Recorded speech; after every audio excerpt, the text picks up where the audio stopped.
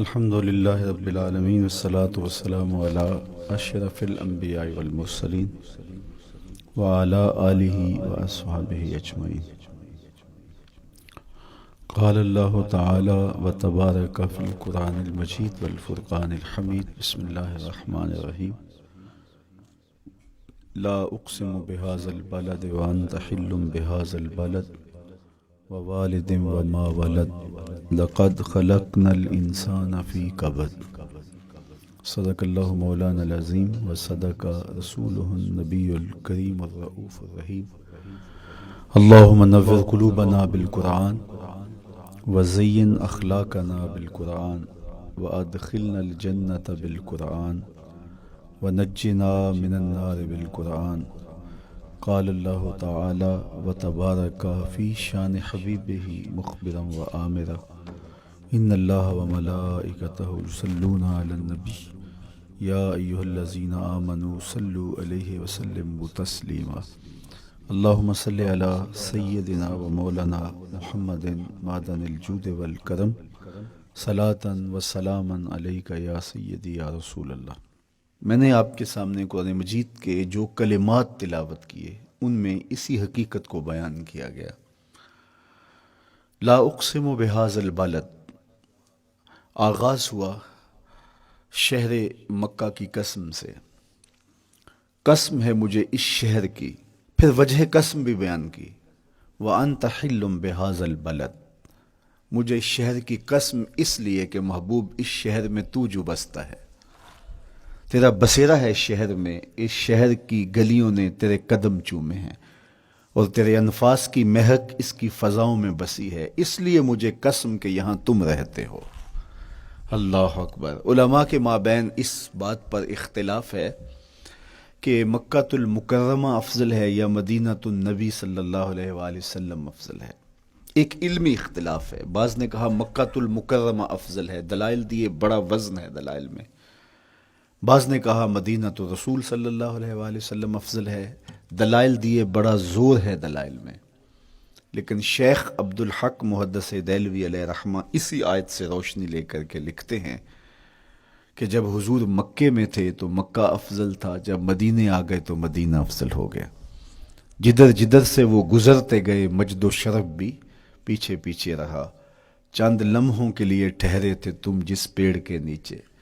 نشور وحدی کا لہجہ دیکھیے کتنا دل آویز ہے. چند لمحوں کے لیے ٹھہرے تھے تم جس پیڑ کے نیچے، سنا ہے آج تک اس پیڑ کا سایہ مہکتا ہے. تو مکے میں ہیں تو مکہ افضل، مدینے میں ہیں تو مدینہ افضل. تو شرف ان کے وجود مسعود سے ہے. وہ جدھر جدھر سے گزرتے جائیں گے وہاں وہاں ہی نور پھیلتا چلا جائے گا. اور پیر نصیر الدین علیہ رحمہ کا لہجہ یہاں کتنا خوبصورت دکھائی دیتا ہے. ایک بار وہ جدھر سے گزرے ہیں نصیر، ایک بار وہ جدھر سے گزرے ہیں نصیر، بار بار ادھر سے بہار گزری ہے. تو کہا کہ قسم ہے مجھے اس شہر کی، یعنی شہر مکہ کی. کیوں اس شہر کی قسم؟ وَأَنْتَ حِلٌّ بِهَذَا الْبَلَدِ، کہ محبوب اس شہر میں تمہارا قیام ہے، اس شہر میں تمہاری رہائش ہے، تمہارے انفاس کی مہک ہے اس شہر کی فضاؤں میں، اور تمہارے قدموں کو چھوا ہے اس شہر کی گلیوں نے، اس لیے قسم کہ یہاں آپ رہتے ہو. وَوَالِدٍ وَمَا وَلَدَ، اور قسم ہے باپ کی، اور قسم ہے جو اس کی اولاد ہے. والد سے مراد کیا ہے اور ما ولد سے مراد کیا ہے؟ تو اس کے بارے میں ایک قول یہ ہے کہ والد سے مراد حضرت ابراہیم علیہ السلام ہے، اور ما ولد سے مراد حضور علیہ الصلاۃ والسلام جو ان کے فرزند ہیں. ایک قول کہ والد سے مراد حضرت آدم علیہ السلام ہیں، اور ما ولد سے مراد ان کی ساری ذریت اور نسل ہے. تیسرا قول کہ والد سے مراد حضور علیہ السلام ہیں، اور ما ولد سے مراد حضور علیہ الصلاۃ والسلام کی ساری امت، حضور علیہ السلام کی ساری آل اطرت، حضور کے اصحاب. لیکن علماء نے پہلے قول کو ترجیح دی کہ مکۃ المکرمہ کی قسم کی گئی تو پھر مناسبت بنتی ہے کہ حضرت ابراہیم کا ذکر بھی ہو. تو اس لیے والد سے مراد حضرت ابراہیم ہیں، اور ما ولد سے مراد حضور علیہ الصلوۃ والسلام کی ذات ستودہ صفات ہے۔ تو تین چیزیں ہوئیں جن کی قسم کی گئی۔ سب سے پہلے شہر مکہ کی قسم کی گئی، پھر حضرت ابراہیم علیہ السلام کی قسم کی گئی، اس کے بعد حضور علیہ الصلوۃ والسلام کے مبارک وجود کی قسم کی گئی۔ تین قسمیں کر کے کہا کیا گیا، چونکہ جو خالی ذہن شخص ہو، جب اس کو کوئی بات بیان کی جائے تو قسم سے آغاز نہیں کیا جاتا۔ متردد الذہن کو کوئی بات کرنی ہو تو قسم سے آغاز کیا جاتا ہے، یا پھر آپ جس مضمون کو بیان کرنے جا رہے ہیں وہ اتنا اہم ہے کہ اس کی اہمیت کو اجاگر کرنے کے لیے آپ کو قسم کرنا پڑتی ہے۔ تو یہ جو ما بعد کا مضمون ہے جس کو میرے رب نے بیان کیا، اس سے قبل ایک نہیں، دو نہیں، تین قسمیں کی، تو پھر کان تو کھڑے ہو گئے، سماعتیں تو بچھ گئیں کہ وہ کون سی شے ہے جس کو بیان کرنا مقصود ہے، اور اس سے قبل قسم پہ قسم کی جا رہی ہے۔ قسم محبوب شہر مکہ کی، قسم محبوب تیرے والد بزرگوار حضرت ابراہیم علیہ السلام کی، اور قسم تیرے پاکیزہ وجود کی۔ اب انسان بالکل سماعتیں بچھا کے منتظر ہے کہ قسم کی کس بات کی جا رہی ہے، کس بات پہ قسمیں ہو رہی ہیں۔ تو جواب آیا، قسم محبوب شہر مکہ کی جس میں آپ رہتے ہو، قسم آپ کے والد بزرگوار حضرت ابراہیم علیہ السلام کی، اور قسم آپ کے پاکیزہ وجود کی۔ لقد خلقنا الانسان فی کبد، ہم نے انسان کو مشقتوں میں رہتا پیدا کیا ہے۔ یعنی انسان کی زندگی کے اندر مشقتیں، مشکلیں، آلام، مصائب، حالات کی تلخیاں، سخت مراحل، یہ اس کی زندگی کا حصہ ہے، اور ہم نے اس کو ڈیزائن اس طرح کیا ہے کہ یہ ان ساری مشکلات سے نہ بردآزما ہوگا اور حالات کی تلخیوں کا مقابلہ کرے گا، اور خیر و شر کے ساتھ ساری زندگی اس کا تعلق رہے گا۔ تو یہ اگر سخت جان ہوا تو زندگی میں کامیاب اور بامراد ہوا، اور اگر یہ کمزور ہوا تو پیچھے رہ جائے گا۔ اور اس کے لیے جو قسمیں کی ہیں وہ تین ہیں۔ قسم کا اور جواب قسم کا تعلق ہوتا ہے، یعنی جس پہ قسم کی جا رہی ہے تو جو قسم کی جا رہی ہے اس کا کوئی آپس میں تعلق ہوگا۔ جب پھولوں کا ذکر کریں گے تو پھر اس کے متعلقات ہی بعد میں بیان کریں گے۔ کسی نے کہا تھا جنگل میں کوئی مے خار مرا ہے، جنگل میں کوئی مے خار مرا ہے، اسے انگور کے پتوں کا کفن دو۔ میاں جنگل میں مرنے والے شخص کو کسی اور درخت کے پتوں کا بھی تو کفن دیا جا سکتا ہے، لیکن صاحب مرنے والا مے خار ہے، اور شراب کشید کی جاتی ہے انگور سے، تو اس کو تو ٹھنڈ تب بھی پڑے گی کہ انگور کے پتوں کا کفن دیا جائے۔ تو مناسبات ہوتی ہیں۔ تو اب جب قسم کی گئی تو قسم تین چیزوں کی گئی، اور اس کی جواب قسم سے مناسبت کیا بنتی تھی؟ انسان کو مشقتوں میں رہتا پیدا کیا گیا، حالات کی تلخیوں سے گزرتا ہے، سخت تربیتی مراحل سے اس کو گزرنا پڑتا ہے۔ تو اس چیز کو بیان کرنے سے قبل تین قسمیں کی گئی۔ پہلی قسم میرے حضور کے پاکیزہ شہر کی، مکہ المکرمہ کی، اس لیے کہ مکہ المکرمہ میں دیکھ لیجئے کہ صحابہ اور حضور کے ماننے والوں نے کیسے تلخ زندگی کاٹی۔ شجر اسلام ثمر بار ہوا تو ہمیں تو یہ کھلے ہوئے پھول دکھائی دیتے ہیں، لیکن ہم نہیں بھول سکتے کہ بلال حبشی کی پیٹھ پہ کیسے کوڑے برسے اور آہد آہد کیسے پکارتے رہے۔ تو ہم اس منظر کو دیکھیں، مکہ کے ان حالات کو دیکھیں، تو اس لیے قسم کی مکے کی، اور پھر حضرت ابراہیم علیہ السلام کی قسم کی، چونکہ حضرت ابراہیم نے جس قدر اذیتوں سے گزر کر کے، مصائب آلام کا سامنا کر کے، حالات کی تلخیوں کا مقابلہ کر کے اپنا راستہ بنایا اور اپنے رب کی رضا پائی، وہ تاریخ کا ایک انوکھا باب ہے۔ اس سے بڑھ کر کیا ہوگا کہ جلتی ہوئی آگ میں چھلانگ لگا دی رب کے حکم کی تعمیل میں، بیٹے کی گردن پہ چھری رکھ دی۔ یہ تماشا لب بام نہیں تھا، منا کی وادی میں وہ انوکھا واقعہ رقم ہوا کہ آج بھی تاریخ انگشت بدندہ ہے کیا ایک باپ، اور وہ اس بیٹے کو ذبح کرنے کے لیے آمادہ ہو گیا جو اس کی آنکھوں کا نور ہے اور دل کا قرار ہے، رب سے مانگ مانگ کے لیا، لیکن تعمیل ارشاد میں اس بیٹے کی گردن پہ چھری رکھنے کے لیے باپ تیار ہو جاتا ہے اور اس کو ذبح کرنے کے لیے آمادہ ہو جاتا ہے، حتیٰ کہ بیٹے کو لٹا لیتا ہے اور ہاتھ میں چھری پکڑ کے بیٹے کی گردن پہ رکھ کے پوری ہمت کے ساتھ جب چھری چلاتا ہے تو آواز آتی ہے فلما اسلما وتلہ للجبین ونادیناہ ان یا ابراہیم قد صدقت الرؤیا انا کذالک نجزی المحسنین۔ ابراہیم بس کرو، تم نے واقعی خواب پورا کر دکھایا۔ اپنی بیوی کو، اپنے نو مولود بچے کو وادی غیر ذی زرع میں چھوڑ آنا، جہاں کچھ بھی میسر نہیں تھا، یہاں آپ کو آپ کے ماں باپ چھوڑ کے جاتے ہیں، ایک خوبصورت آسودہ ماحول ہے، اور آپ کو جس مقصد کے لیے چھوڑ کے جا رہے ہیں تو وہ مقصد بھی آپ کے اور ان کے پیش نظر ہے، لیکن اس کے باوجود بھی جو ہے وہ آنکھیں نم ہو جاتی ہوں گی کہ ہم اپنی اولاد کو یہاں چھوڑ کے جا رہے ہیں، جبکہ ایک محفوظ پناہ گاہ میں آپ کو چھوڑ کے گئے۔ آپ کی تربیت کرنے والا ایک جو ہے وہ توانا طبقہ اور ایک توانا جو ہے وہ سٹاف موجود ہے جو آپ کی فکری، ذہنی، بدنی تربیت کے لیے کوشاں ہیں، لیکن اس کے باوجود بھی والدین محسوس کرتے ہیں لیکن اپنے نو مولود بچے کو وہاں چھوڑ کے جانا جہاں آب و دانہ بھی میسر نہیں تھا۔ مورخ اسلام فی جلندری نے اس وادی کا نقشہ کھینچتے ہوئے کہا، وہ وادی جس میں وحشت بھی قدم رکھتی تھی ڈر ڈر کے، جہاں پھرتے تھے آوارہ تھپیڑے بادے سر سر کے، جہاں پر گھاس اگتی تھی، جہاں نہ پھول کھلتے تھے، مگر وہ سرزمیں تھی آسماں بھی جھک کے ملتے تھے۔ تو اس وادی میں چھوڑ کے آنا، حضرت ابراہیم نے جو امتحانات دیے، اس لیے ان کی قسم کی، چونکہ جواب قسم کا تعلق بنتا ہے تو قسم ابراہیم کے پاکیزہ وجود کی کہ جنہوں نے دکھ سہے، تکالیف، آلام گوارا کی، لیکن پائے ثبات میں لغزش نہیں آنے دی۔ تیسری قسم میرے حضور کے پاکیزہ وجود کی فرمایا جتنے دکھ مجھے دیے گئے، جتنی اذیتیں مجھے پہنچائی گئیں، اتنی کسی کو نہیں دی گئیں۔ پیدا ہوئے تو حضور کے باپ کا سایہ سر پہ نہیں تھا، پھر اس کے بعد حضور مختلف مراحل سے گزرے، 6 سال کی عمر میں ماں کا انتقال ہو گیا۔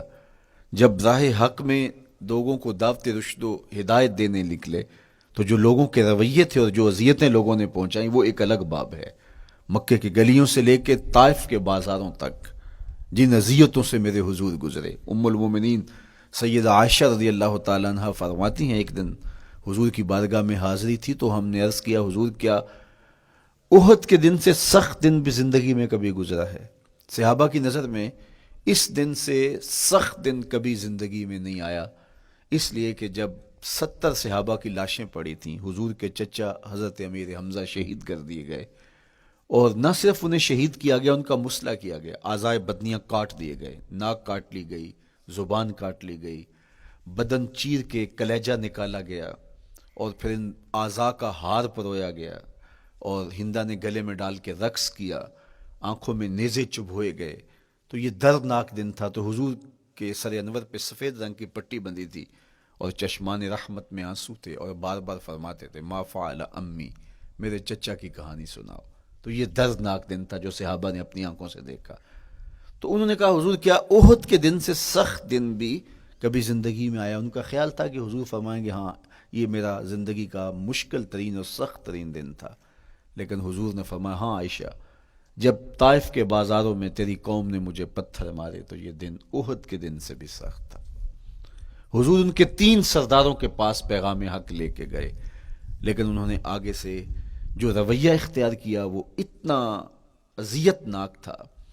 حضور نے فرمایا کہ ٹھیک ہے، میں تمہاری خیر خواہی کا جذبہ لے کے تمہارے تک پہنچا ہوں، تم نے میری دعوت کو قبول نہیں کیا، تمہاری مرضی، تمہارا مقسوم، چلو اب یہ بات میرے اور تمہارے درمیان رہنی چاہیے، اس بات کو راز رہنا چاہیے، اہل مکہ تک یہ بات نہ پہنچے۔ انہوں نے کہا ہم کیوں راز رکھیں، بلکہ اوباشوں کے ہاتھ میں پتھر دے دیے، اور حضور جب واپس ہونے لگے تو وہ حضور کے پاؤں پہ سنگزنی کرتے، حضور اپنا ایک پاؤں اٹھاتے تو دوسرے پاؤں پہ مارتے، شدت درد اور احساس کرب سے حضور بیٹھ جاتے تو ان کے غنڈے دائیں بائیں سے بڑھتے اور کندھوں سے پکڑ کے حضور کو اٹھاتے اور مشق سنگزنی کرتے، نالین خون سے بھر گئے، لخت لخت زخمی ہوا، اللہ اکبر، کیا دردناک لمحے تھے، کیا تکلیف بری گھڑیاں تھی.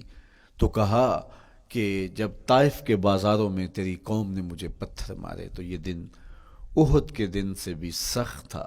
اچھا، جب حضور پر اس طرح آلام و مصائب ٹوٹ پڑے تو حضور کے ساتھ جو صحابہ تھے انہوں نے کہا حضور ان کے لیے بد دعا کر دیجئے. تو میرے حضور بولے میں رحمت بن کے آیا ہوں، میں رحمت بن کے آیا ہوں. اللہ اکبر. ان کا تقاضا پہم بڑا تو حضور کے ہاتھ اٹھ گئے، اور پھر حضور نے جو کہا سنیے، اللہم اہد قومی فإنہم لا یعقلون. اے اللہ میری قوم کو ہدایت دے دے، یہ مجھے جانتے نہیں، اگر جانتے تو ان کا میرے ساتھ یہ رویہ نہ ہوتا. تو پتھروں کے جواب میں دعائیں دینا پیغمبروں کا حوصلہ ہوتا ہے.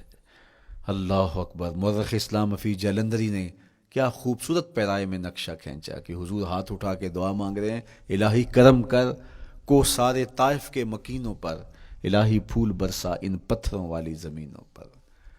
تو حضور نے دکھ سہے، تکلیفیں سہی. اب 3 قسمیں کی. شہر مکہ کی قسم جہاں حضور کے صحابہ نے تکلیفیں سہی، اس شہر کی گلیوں میں انہیں گھسیٹا گیا اور ان کو کچی کھالوں میں لپیٹ کے دھونیاں دی گئیں، انہیں اذیت ناک مراحل سے گزارا گیا. حضرت ابراہیم مشکل سے مشکل زندگی کاٹی اور رب کی رضا جوئی کے لیے کوشاں رہے، اور میرے حضور نے سخت ترین اذیتوں، مقاومتوں، مخالفتوں اور تکلیفوں کا سامنا کیا. تو ان 3 چیزوں کا حوالہ دے کر، ان 3 چیزوں کی قسم کر کے اب انسان کو بتایا جا رہا ہے کہ تم مشکلات سے تمہیں گزرنا پڑے گا، حالات کی تلخیاں تمہیں سہنی پڑیں گی. کسی مرتبے تک پہنچنے کے لیے تمہیں پھر تکلیفوں کی راہ اختیار کرنی پڑے گی. تم کون ہوتے ہو؟ میرا محبوب ہو تو تکلیفیں وہ بھی اٹھائے، 2 جہاں کا مالک ہو اور طائف کے بازاروں میں اس کے پاؤں پہ بھی پتھر پڑیں، اور کونین کا سردار ہو اور ان کے اوپر اوجری ڈال دی جائے، کائنات کا مالک ہو اور ان کو مکے کی گلیوں کے اندر ان کے گلے میں عقبہ بن نبی معیط کپڑا ڈالے اور تاؤ دے. تو کیا ان مشکلات سے تم بچ سکتے ہو؟ جب تم کسی منزل تک پہنچنا چاہتے ہو تو پھر یہ حوالے ماضی کے دیکھ لو. 3 قسمیں کر کے اس حقیقت کو بیان کیا. ابراہیم علیہ السلام کے وجود کو دیکھ لو، حضرت مصطفیٰ کریم علیہ السلام کی ذات ستودہ صفات کو دیکھ لو، اور مکے کی گلیوں میں صحابہ کے ساتھ جو ظلم اور جبر ہوئے اور انہوں نے جو مصیبتیں اور مشقتیں کاٹی وہ ساری دیکھ لو. تو 3 قسمیں کھا کر کے کہا کہ بے شک انسان مشقتوں میں رہتا پیدا کیا گیا ہے. اس لیے قافلہ انسانی کے وہ افراد جو کسی منزل کے متلاشی ہوتے ہیں، جو جستجو کی زندگی بسر کر رہے ہوتے ہیں، ان کو پھر مشکلات سے گزرنا پڑتا ہے اور حالات کی تلخیاں ان کو گوارا کرنا پڑتا ہے، کشاکش حیات سے ان کو ٹکرانا پڑتا ہے، اور ان کو آگے بڑھنے کے لیے ان کو تکلیفوں سے گزر کر کے، جان گسل مراحل سے گزر کر کے پھر منزل کی طرف عازم سفر ہونا پڑتا ہے. کیا میں نے اس خاکدان سے کنارہ جہاں رزق کا نام ہے آب و دانہ، پلٹنا جھپٹنا جھپٹ کر پلٹنا لہو گرم رکھنے کا ہے ایک بہانہ. پرندوں کی دنیا کا درویش ہوں میں کہ شاہی بناتا نہیں آشیانہ. تو زندگی مشکل مراحل سے گزر جانے کا نام ہے. اقبال نے کہا تھا ہے شباب اپنے لہو کی آگ میں جلنے کا نام. یہ زندگی آسان نہیں ہے، یہ حالات کی تلخیوں کا مقابلہ کرنے کا نام ہے، یہ ضبط نفس کا نام ہے، یہ اپنے من کی تربیت کا نام ہے. حضرت امام راضی آیت کریمہ کے تحت لکھتے ہیں کہ جب بچہ شکم مادر میں ہوتا ہے تو وہ 3 پردوں میں ہوتا ہے، ایک جھلی کا پردہ، ایک رحم مادر کا پردہ اور ایک پیٹ کا پردہ. تو 3 پردوں میں وہ بیچارہ بڑی عجیب سی حالت میں ہوتا ہے. یہ اس کا پہلا مرحلہ ہے تخلیق کے بعد. اس کے بعد پیدائش کا دوسرا مرحلہ ہے. یہ زچہ بچہ دونوں کے لیے موت و حیات کے مرحلے ہوتے ہیں.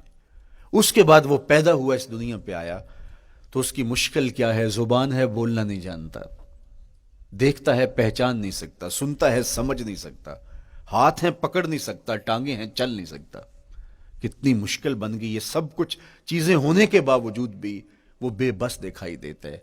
اس کو دودھ مانگنے کے لیے بھی رونا پڑتا ہے. تو یہ ایک مرحلہ تھا. پھر آہستہ آہستہ اس نے بولنا سیکھا، ایک ایک حرف کر کے، لفظ لفظ جوڑ کے وہ جملے مکمل کرتا رہا. آج تو زبان کا طوطی بولتا ہے، آج تو بات کریں تو جو ہے وہ ماحول تھم جاتا ہے. لیکن انسان ذرا پلٹ کے آغوش مادر میں تیری ماں نے ایک ایک حرف تجھے سکھایا تھا، ایک ایک لفظ تجھے سکھایا تھا، لفظ لفظ کر کے، حرف حرف کر کے جملے بنے، اور آج تیری گفتار کی شوخی کے تذکرے زمانے میں ہیں، تو پھر تجھے بولنا سکھایا، تو چل نہیں سکتا تھا، آج تیری جو ہے وہ جولانیاں دیکھنے والی ہیں، تیری رفتار کو کوئی چھو نہیں سکتا ہے، تیری آنکھوں کی بجلیاں آج عقابوں سے بڑھ کر ہیں، آج تیرے کانوں کے اندر نغموں کا جہاں آباد ہے، آج تیرے ہاتھوں کی گرفت کہ آگے شیر غراں بھی ہو تو وہ بھی بے بس ہو جاتا ہے، لیکن دیکھ تو کتنا مجبور تھا۔ اچھا چلو وہاں سے آگے آئے، پھر زندگی کو سیکھنا پڑتا ہے، آداب سیکھنے پڑتے ہیں، کس سے کیا بات کرنی ہے سیکھنا پڑتا ہے، آگے بڑھے، جوانی کی دہلیز پہ پہنچے۔ جوانی انسان کی زندگی کا بانکپن ہوتا ہے، عروج ہوتا ہے، اللہ اکبر، لیکن جوانی کو تقدس معاب رکھ کے منزل تک پہنچانا یہ سب سے مشکل مرحلہ ہوتا ہے، چونکہ جذبات بے قابو ہیں، خواہشیں آوارہ ہیں، اور تا حد نظر نظارے ہی نظارے جو دل کو کھینچتے ہیں۔ اب اپنے تقدس کو جو شخص محفوظ رکھے، کائنات میں سب سے قیمتی جوہر حضرت انسان کا اس کی عصمت کا جوہر ہے، اور سب سے حسین چہرہ وہ ہے جو جنسی کالک سے اپنے آپ کو بچا لے۔ تو جوانی ہو، بانکپن ہو، اور پھر اپنی خواہشات کو بے قابو نہ ہونے دیا جائے، سب سے مشکل مرحلہ پوری زندگی میں یہ آتا ہے۔ کسی نے کہا تھا کتاب زیست کا ایک اور باب بیت گیا، شباب بیت گیا، ایک عذاب بیت گیا۔ تو شباب کا ختم ہونا اور اس کو خیریت سے منزل تک پہنچنا، یہ کتنا بڑا مشکل مرحلہ ہوتا ہے، جس کا جوانی میں باطن کا چہرہ مسخ ہو جاتا ہے اور جنسی کالک سے جو چہرہ آلودہ ہو جاتا ہے، اس کا عفت کا دامن داغدار ہو جاتا ہے۔ تو اس لیے وہ چہرہ تاباں ہے، وہ چہرہ روشن ہے، وہ چہرہ منور ہے جو اپنے آپ کو کالک نہیں لگنے دیتا اور اپنی عصمت کی حفاظت کرتا ہے۔ میرے حضور نے بھی ارشاد فرمایا، سبعۃ یظلھم اللہ تعالی فی ظلہ یوم لا ظل الا ظلہ، 7 اشخاص ایسے ہیں قیامت کے دن جب کوئی سایہ نہیں ہوگا، اللہ ان کو اپنے عرش کا سایہ عطا کرے گا۔ ان میں سے پہلا شخص امام عادل، عادل حکمران، دوسرا شخص وشاب نشأ فی عبادت اللہ، وہ جوان جس کی جوانی اللہ کی عبادت میں بسر ہوئی، تیسرا وہ شخص ورجل قلبہ معلق بالمساجد، وہ شخص جس کا دل مسجد میں لگتا ہے، مسجد میں جمتا ہے، اور چوتھا شخص ورجل دعته امرأة ذات منصب وجمال فقال انی اخاف اللہ، وہ شخص جس کو دعوت گناہ ملی اور حسن قدموں میں بچھنے کے لیے بےتاب ہوا، اور اس نے کیا کہا، انی اخاف اللہ، میں اللہ سے ڈرتا ہوں، میرا اللہ مجھے دیکھ رہا ہے۔ میرے حضور نے فرمایا قیامت کے دن جب کوئی سایہ نہیں ہوگا، اللہ اس کے اوپر اپنے عرش کا سایہ تان دے گا، جو اپنی عصمت کے جوہر کو بچا گیا۔ تو یہ ایک مشکل مرحلہ تھا، اپنی جوانی کے تقدس کی حفاظت کرنا۔ میرے حضور نے ارشاد فرمایا، انا حبیب اللہ، میں اللہ کا حبیب ہوں۔ جو جوان جوانی میں توبہ کرتا ہے وہ بھی اللہ کا حبیب ہے۔ کتنا بڑا اعزاز ہے اور کتنا بڑا کمال ہے جو شخص کو ملتا ہے جو جوانی میں اپنی عصمت کے تقدس کی حفاظت کرتا ہے، اپنی آبرو پہ پہرا دیتا ہے، اپنی نظروں کی حفاظت کرتا ہے، اپنی سوچوں کو آوارہ نہیں ہونے دیتا، اپنے خیالوں کو بھٹکنے نہیں دیتا، اپنی خواہشات کو بے قابو نہیں ہونے دیتا۔ تو یہ مشکل ترین لمحہ تھا۔ اس کے بعد امام راضی کہتے ہیں اب شادی کا مرحلہ ہوا، تو پہلے خود اپنی ذمہ داری تھی، اب کسی کا بوجھ بھی اٹھانا پڑا، یہ اگلی مشکل آ پڑی۔ پھر بچے ہوئے تو پھر اپنی زندگی تو ختم ہو گئی، پھر ساری زندگی، پھر بڑھاپے میں چلے جائیں، ارذل العمر تک چلے جائیں، یہ ساری زندگی مشکلات مشکلات، لقد خلقنا الانسان فی کبد۔ تو ہمیں عملی طور پہ مشکلات کے مقابلے کے لیے تیار ہونا چاہیے۔ دیکھیے ہم جب شکار کرنے جاتے ہیں اور وہ خطرناک جنگل ہو جس میں شیر، بھیڑی اور دیگر جانور بھی ہوں، تو پھر ہم حفظ ما تقدم کے طور پہ سب کچھ ساتھ لے کے جاتے ہیں، اور اس انداز سے جاتے ہیں کہ ہمارے اوپر اگر کوئی حملہ ہو تو بچاؤ کی یہ تدبیر ہو۔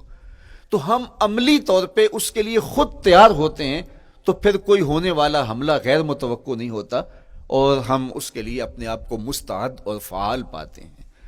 اسی طرح میں اور آپ اگر زندگی کے اس فلسفے سے آگاہ نہیں ہوں گے کہ زندگی مشکلات کا مجموعہ ہے، حالات کی تلخیاں ساری زندگی ہمارے ساتھ رہیں گی، تو کوئی بھی تکلیف، کوئی بھی اذیت، کوئی بھی ایسا واقعہ جو ہم نہیں چاہ رہے ہوں گے وہ روح پذیر ہوگا تو ہم گھبرا جائیں گے اور پھر اس وقت ہم دکھی ہو جائیں گے۔ اس لیے ہمیں یہ قرآن نے سکھایا ہے کہ تم عملی طور پہ زندگی کی سختیوں کا مقابلہ کرنے کے لیے آمادہ اور تیار ہو جاؤ۔ قرآن مجید میں جو صبر کا لفظ ہے اس کا مفہوم یہ ہے کہ حالات کی جو تلخیاں تمہارے اوپر آتی ہیں، وہ غربت بھی ہو سکتی ہے، وہ بیماری بھی ہو سکتی ہے، وہ لوگوں کی عداوت اور دشمنی بھی ہو سکتی ہے، وہ اور بہت ساری چیزیں ہوتی ہیں، وہ جنگوں کی حالت کا بپا ہو جانا اور تمہارا دشمنوں کے نرغے میں گر جانا، یہ سب کچھ ہو سکتا ہے۔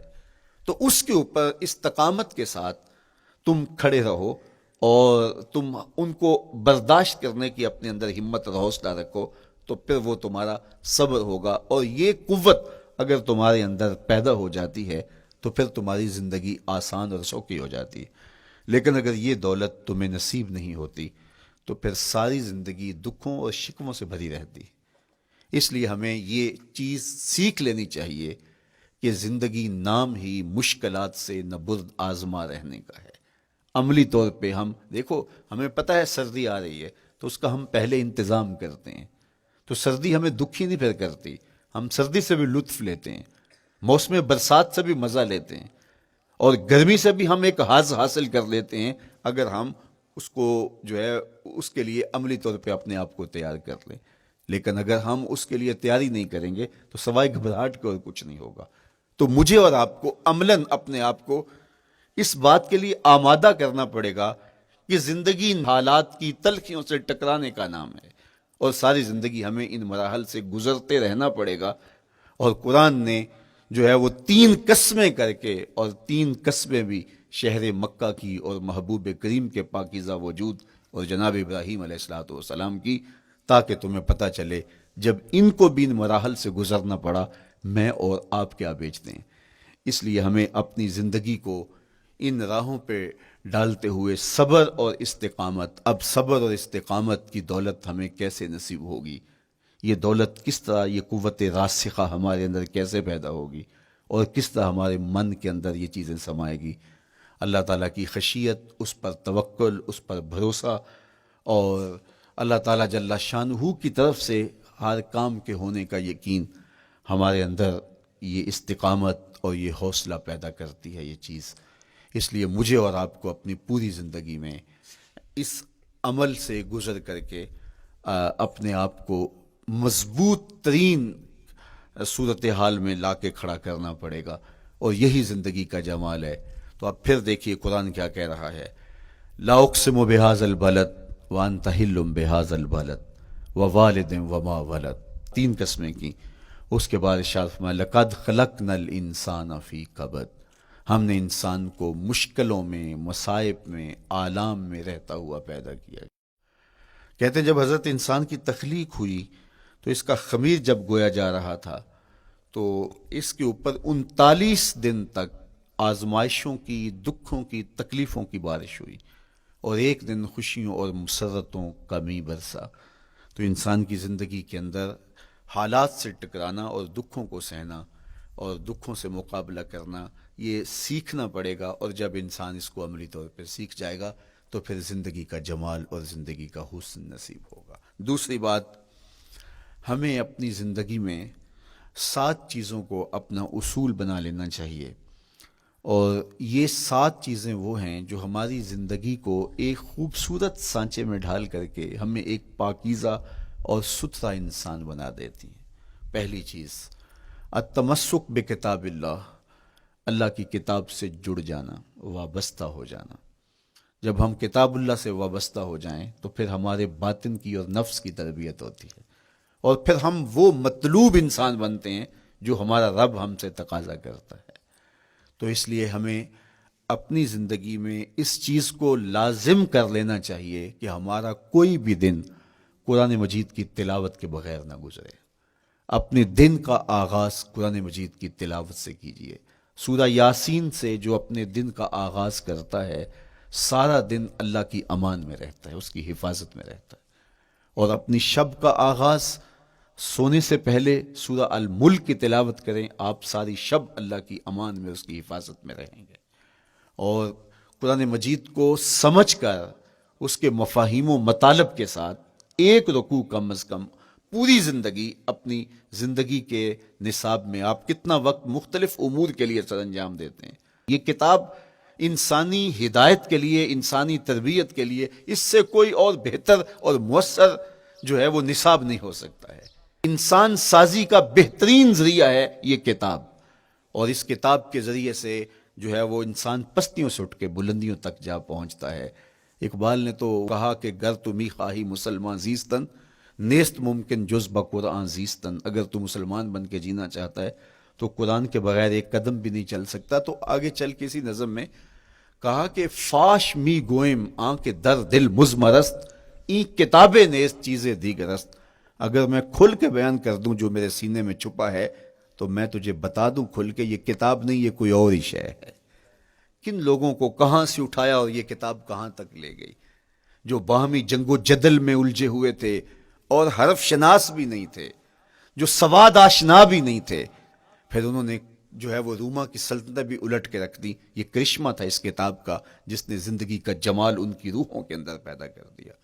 تو میں اور آپ اپنی زندگی میں قرآن مجید سے کبھی بھی دور نہ ہوں، روزانہ کی بنیاد پہ آپ تلاوت کلام مجید اپنی زندگی میں شامل رکھیں۔ انشاءاللہ اس کے اجالے دنیا میں اور آخرت میں آپ اپنی آنکھوں سے مشاہدہ کریں گے۔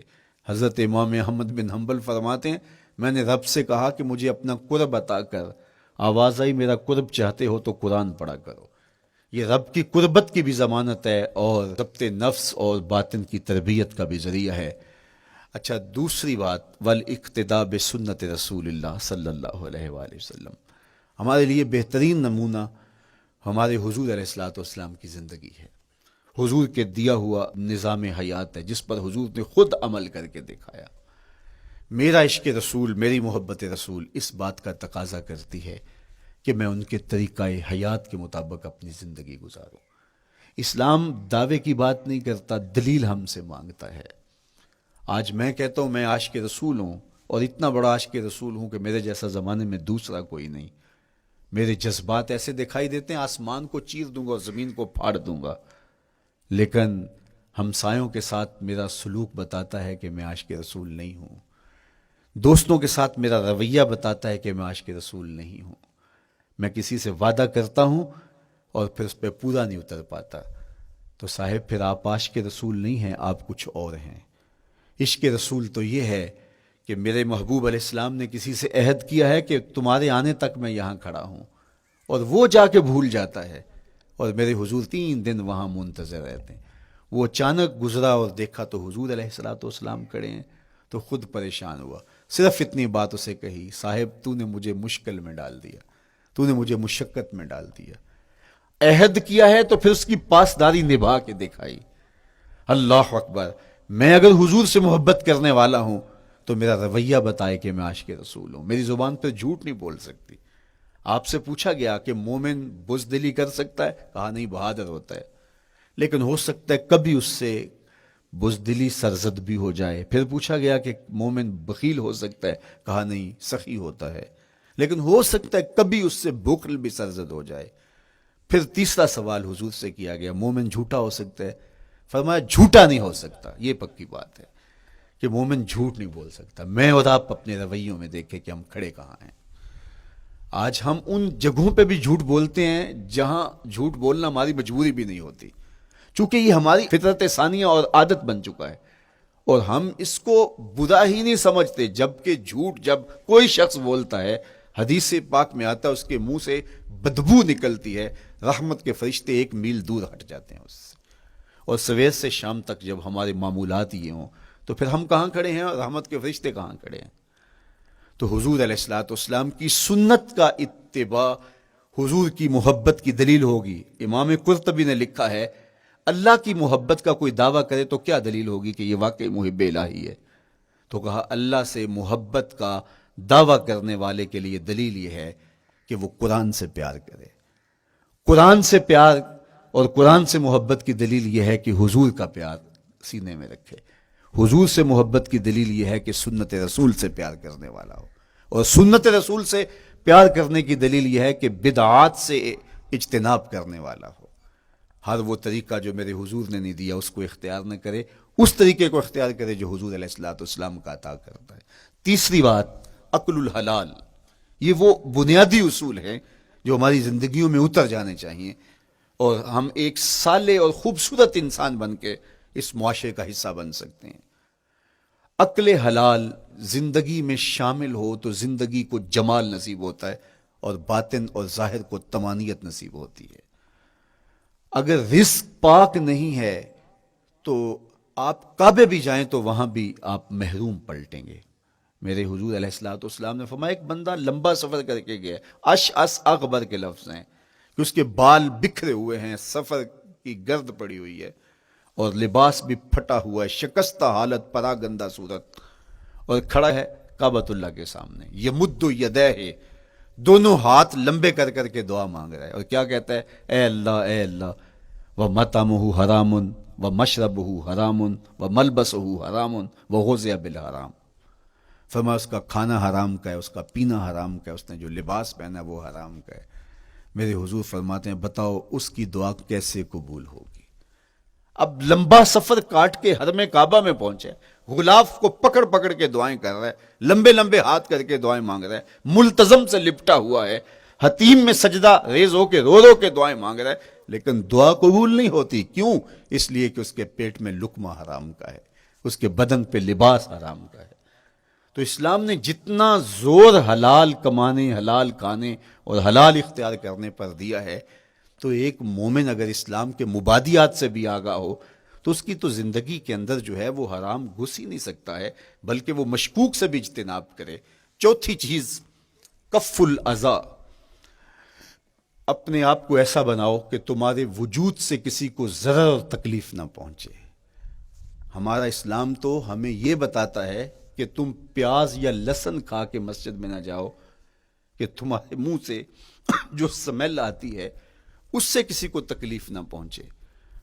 تو یہ اسلام کی دی ہوئی تعلیمات ہیں کہ مسجد میں بھی جانا ہے تو اپنے آپ کو دیکھو کہ تمہاری حالت کیا ہے, تمہاری وجہ سے کسی کو تکلیف نہ پہنچے. تمہارے رویے اتنے خوبصورت ہوں, تمہارے ہمسائے بتائیں کہ یہ واقعی مسلمان ہے. مسلمان کی تعریف کی گئی, المسلم من سلم المسلمون من لسانہ و یدہ. مسلمان کون ہے؟ جس کے ہاتھ سے, جس کی زبان سے دوسرا مسلمان بھائی محفوظ ہے, تو وہ مسلمان ہے. اللہ اکبر. ہم یہ جو کہتے ہیں السلام علیکم, اس کو کہتے ہیں تحیت المسلم, مسلمان کا تحیت. تو اس میں اس کے معنی پہ غور کریں تو ہم اس کو ضمانت دے رہے ہوتے ہیں, السلام علیکم, تیرے اوپر سلامتی ہو. تو ہم اپنی جانب سے اسے ضمانت دیتے ہیں, میرے بھائی میری طرف سے تیری عزت, تیری جان, تیری آبرو سلامت ہے, اب میری جانب سے تو پریشان نہیں ہونا, میں تجھے سلامتی کی ضمانت دیتا ہوں. اور وہ آگے سے کیا کہتا ہے, وعلیکم السلام. میرے بھائی پھر میری جانب سے بھی تیرا سب کچھ محفوظ ہے. اگر سلام کا مفہوم اچھی طرح ہماری روحوں میں اتر جائے تو پھر ایسا ہو نہیں سکتا کہ ہم جس کو السلام علیکم کہہ دیں پھر اس سے ہم دھوکہ کریں, یا اس کی آبرو پہ حملہ آور ہوں, یا اس کے مال پہ حملہ آور ہو جب السلام علیکم کہہ دیا.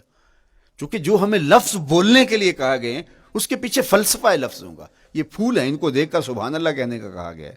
پہاڑوں کو دیکھ کے اللہ اکبر کہنے کا کہا گیا ہے. پہاڑوں کو دیکھ کے سبحان اللہ کہہ دیں اور پھولوں کو دیکھ کے اللہ اکبر کہہ دیں, ایسا کیوں نہیں کہہ دیتے؟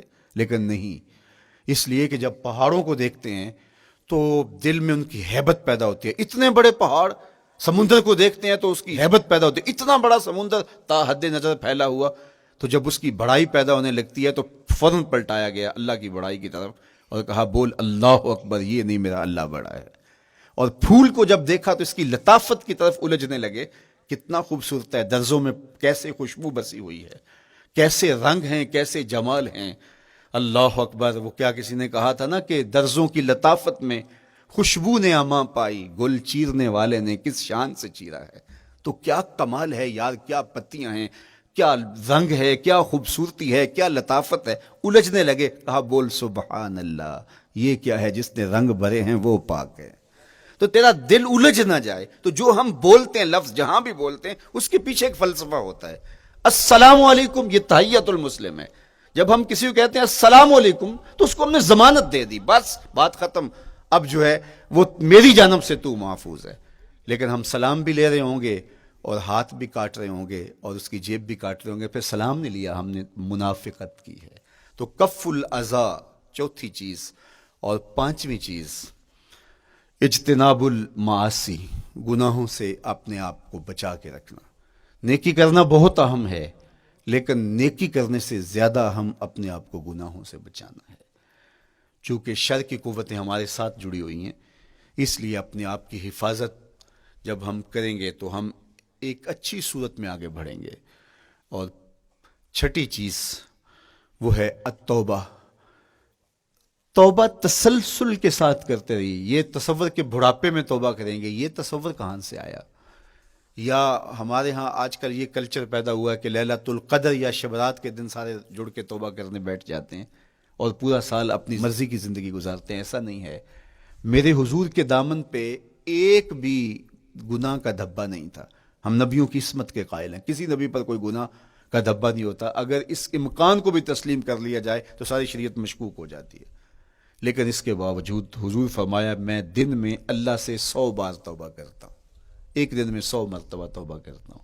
میں اور آپ دیکھیں کہ ہم کیا اس معمول کو اپنی زندگی میں شامل کیے ہوئے ہیں۔ جب انسان توبہ کرتا ہے، جب غسل کر لیتا ہے نا ایک دفعہ، تو پھر وہ بچ بچ کے چلتا ہے کہ کوئی گرد دوبارہ پڑ نہ جائے، اور جب وہ لتھڑا ہوا ہو تو پھر اس کو پرواہ بھی نہیں ہوتی۔